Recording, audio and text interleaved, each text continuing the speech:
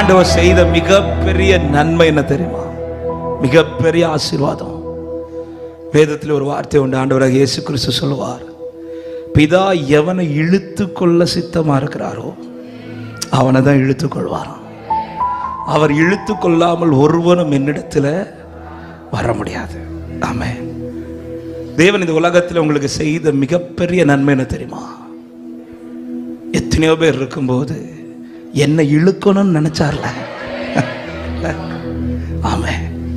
சில குடும்பத்துல எல்லாம் உங்களை தான் முதல்ல இழுத்திருப்பாரு. ஆமென். எத்தனை ஜனங்கள் இந்த ஊர்ல இருக்கிறாங்க, இன்னும் தெய்வத்தை அறியாமல். ஏன் நம்ம சொந்தத்தில் இருக்கிறாங்க, நம்ம குடும்பத்தில் இருக்கிறாங்க, நம்ம தெருவில் இருக்கிறாங்க. இதுல என்ன இழுக்கும்படியாக என்னிடத்துல என்ன வெளிப்பட்டுச்சுன்னு கேட்டா ஒண்ணுமே. அதுதான் ஆச்சரியம். தாவீது கிட்ட வெளிப்பட்டது நிறைய இருக்குது.